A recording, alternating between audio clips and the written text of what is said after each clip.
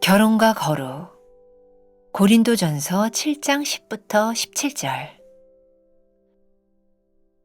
결혼한 자들에게 내가 명하노니 명하는 자는 내가 아니요 주시라.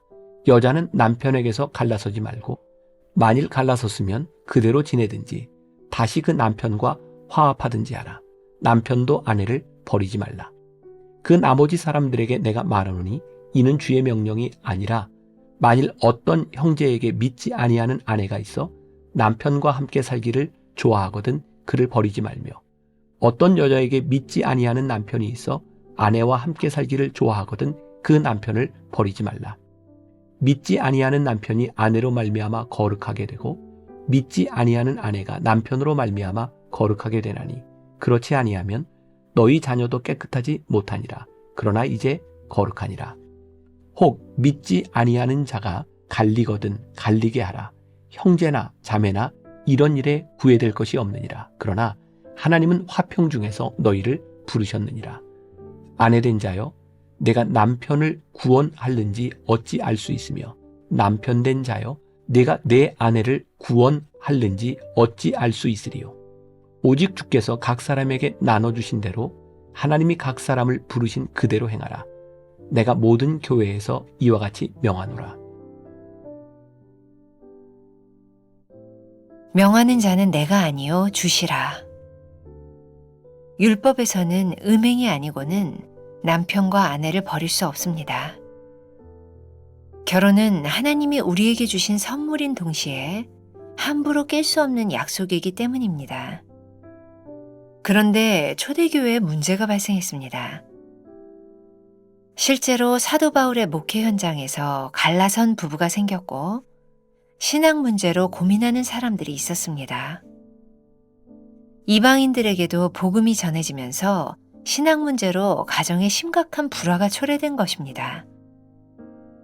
이러한 새로운 상황에서 사도 바울은 고민한 끝에 주의 명령은 아니지만 자신의 목회적 견해를 제시합니다. 결혼은 원칙적으로 지켜져야 하며 믿지 않는 배우자가 헤어지길 원치 않으면 버리지 말아야 한다고 말합니다. 이유는 분명합니다.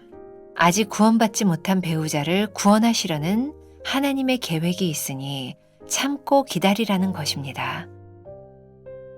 하나님은 결혼을 통해 우리 삶이 아름다워지기를 원하십니다. 아담에게 하와를 허락하신 이유도 혼자 사는 것이 좋지 않다고 여기셨기 때문입니다. 인간은 홀로 온전한 존재가 아니기에 배우자를 주셨습니다. 즉, 결혼은 서로의 부족함을 채워가는 과정입니다. 그렇다고 결혼이 목적이 될 수는 없습니다. 결혼은 부르심의 문제와 함께 다루어져야 할 만큼 중요한 일입니다. 이혼이나 사별의 아픔을 겪은 사람도 있고 아직 결혼하지 못해서 기도하는 사람도 있을 것입니다. 과거의 선택에 대해 잘잘못을 따지기보다는 지금 상황에서 하나님이 나를 어떻게 부르시고 어떤 사명자가 되길 원하시는지에 집중해야 합니다. 사도 바울은 결혼의 거룩성을 강조합니다. 결혼의 여부는 은사적인 부분이기도 합니다. 사도 바울은 결혼하지 않고 사도로 사는 삶의 유익을 경험합니다. 그러나 독신이 성적인 충동으로 인해 거룩함을 해친다면 유익한 것이 아닙니다. 결혼해야 하는 이유 중 하나는 거룩함을 지키기 위함이요. 결혼했다면 그 거룩함을 끝까지 유지해야 합니다. 마음에 들지 않는 부분이 있어도 서로 참고 서로를 위해 존재해야 합니다. 결혼이 선택이라면 결혼 생활은 책임입니다. 결혼이 하나님의 선물이며 약속임을 믿습니까?